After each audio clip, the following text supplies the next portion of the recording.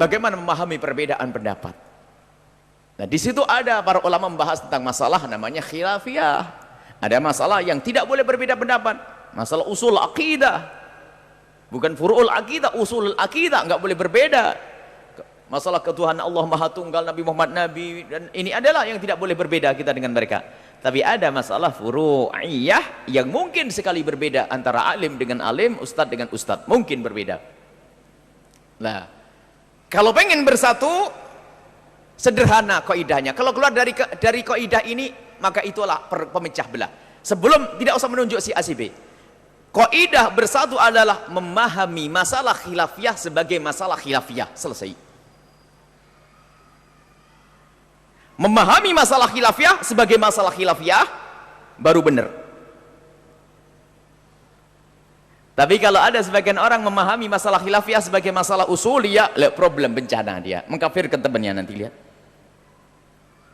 Alhamdulillah kita ini ahli sunnati wal jamaatil asy'ariyati dengan 4 madhabnya memahami masalah khilafiyah adalah khilafiyah. Dari dulu Imam Malik berbeda dengan Imam Syafi'i, murid dengan guru, banyak perbedaan. Imam Ahmad berbeda dengan Imam Syafi'i, banyak perbedaan, khilafiyah. Bahkan bertemu ulama dengan ulama, guru murid. Yang satu seorang guru yang bermadhab Imam Abu Hanifah nggak mau kunut, muridnya madhab Syafi'i nyantai, nggak usah kunut. Karena guruku adalah Hanafi, tidak kunut, saya maafkan. Karena guruku kunut, tidak kunut, dia punya ilmu. Sekarang gara-gara kunut teman-teman nih gitu.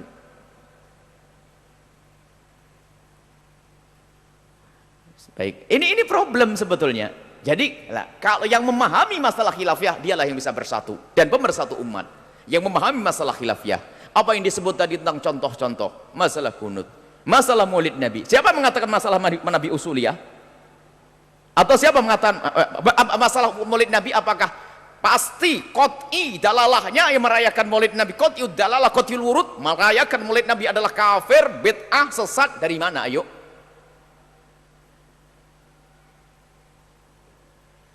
Dan ijtihad siapa itu? Kalau masalah ijtihad bukan nas.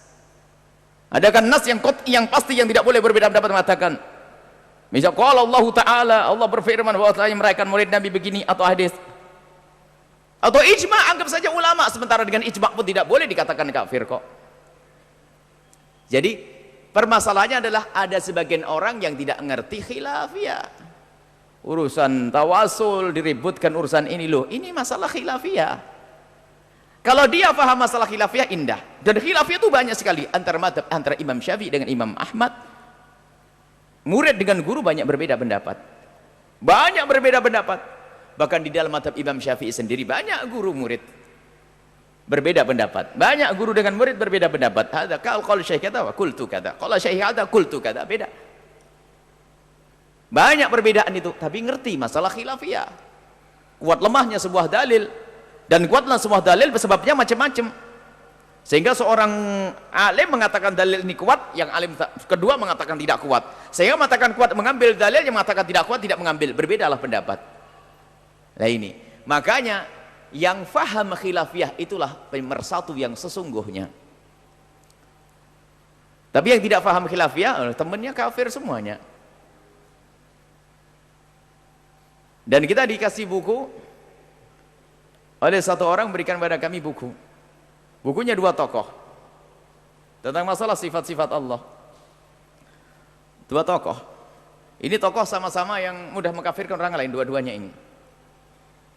Akhirnya ketemu kepada salah satu sifat Allah. Yang satu mengatakan itu adalah sifat Allah, yang satu mengatakan itu sifat Allah adalah kafir. Loh, dengan temannya kafirkan ini. Bahwa khadi khadi. Yang satu mengatakan khadi adalah sifat Allah. Yang satu mengatakan, "Nah, tidak boleh dikatakan khadi." Yang mengatakan khadi adalah kafir. Loh, sama temannya mengkafirkan. Begitulah orang. Ia suka mengkafirkan, temannya pun dikafirkan. Ada orang menyusun berapa ratus bid'ah. Ada satu orang menyusun di Indonesia Raya ini, menyusun berapa ratus bid'ah, atau buku beratus ribu. Ternyata kalau kita tidih dan kita lacak yang dibid'ahin juga teman-temannya nanti banyak. Memang diantaranya adalah orang-orang ini loh, yang orang-orang Asy'ariyah ini dibid'ahin. Tapi tanpa sadar mereka membid'ahkan. Bahkan kalau itu duduk dengan orang itu, nih, ini temanmu bid'ah, temanmu bid'ah, temanmu dengan omonganmu ini. Karena orang tidak mengerti masalah khilafiyah. Yang tidak mengerti masalah khilafiyah, dialah pemecah belah umat. Kalau masalah khilaf, oh berbeda. Kenapa kamu tidak kunut? Saya adalah imam pengikut Abu Hanifah, selesai. Baru ngikut Abu Hanifah melihat, kenapa kamu kok kunut? Saya Syafi'i. Oh, selesai. Imam Syafi'i punya hujah, Imam Abu Hanifah punya hujah. Selesai. Tapi, yang benar adalah yang enggak kunut. Yang kunut bid'ah. Loh, ntar dulu. Ini problem lah ini. Ini pemecah belah umat. Jadi, kalau anda memang orang yang biasa dengan manhaj yang benar, ahli sunnati wal jama'atil asy'ariyati dengan 4 madhab, sekarang bermadhab saja bid'ah, lo kan kacau nih. Berarti umat dunia ini mayoritas adalah sudah sesat dan sebagainya. Yang benar dia saja. Problem, apakah dia bisa menjadi pemersatu umat? Mereka pandai menyeru, ayo kita bersatu, tapi di saat kita memeluk mereka menusuk. Loh, bagaimana engkau mengajak bersatu kepadaku? Loh, kau caci maki di saat aku tidak ada. Di saat bertemu di majelis, Masya Allah, kita menggalang persatuan, Alhamdulillah, telah berkumpul ini nih. Di balik di mimbar kau bilang, ini bid'ah, sesat, masuk neraka. Loh, ente ini gimana? Ku peluk engkau, kau tusuk aku. Ini kan kurang ajar. Kita bersatu, iya, lihat, coba dicermati. Hei orang yang suka membid'ahkan, coba cermati. Tidak pernah muncul keluar dari mulut kaum Asy'ariyah ini mengkafirkan, menyesatkan, membid'ahkan, tidak. Lembut, selalu bertanya, mungkin dia punya dalil, mungkin dia punya hujah, perbedaan yang jelas. Tapi ini manusia akhir zaman, bid'ah, masuk neraka, dia syirik, dia habis semuanya. Itu pemecah belah umat yang sesungguhnya. Nah ini. Jadi alhamdulillah, bersyukurlah kepada Allah jika anda dalam akidah yang benar, akidah ahli sunnati wal jamaati, pemersatu umat. Dan anda rasakan di Indonesia Raya dari masa ke masa, dan para a'immah terdahulu pun demikian. Indah. Akan di saat muncul orang-orang yang dikit-dikit mengatakan salah, itu adalah problem. Jadi anda tidak usah khawatir. Yang penting anda berprinsip bahwasanya masalah khilafiyah adalah khilafiyah. Masalah khilafiyah adalah khilafiyah. Orang berbeda pendapat boleh, dan semuanya punya hujah, tidak perlu saling mengkafirkan. Perlu menghargai pendapat. Cuman mungkin seseorang yang telah meyakini pendapatnya, ini pendapat yang aku ikuti, saya tidak ikut pendapatmu. Kamu punya dalil enggak? Saya punya dalil. Sudah, selagi kamu punya dalil, sudah lakukan sesuai dengan dalilmu, selesai. Dan itu yang terjadi antara para a'immah. Ada sahabat Nabi, Nabi mengatakan, jangan melakukan sholat asar kecuali sampai kamu nanti di Bani Quraidah, di satu kampung. Nabi mengatakan, jangan kamu sholat asar kecuali kamu sampai ke kampung. Anggap saja begini, orang jalan dari Jakarta, jangan sholat asar kecuali sampai Cirebon. Di tengah jalan, asarnya mau habis. Asarnya mau habis. Betul, belum nyampe Cirebon, maghrib. Tapi di tengah jalan tadi, rebut orang berbeda pendapat. Sebagian, Nabi mengatakan loh ya, kita tidak boleh sholat asar kecuali di Cirebon, di Bani Quraidah.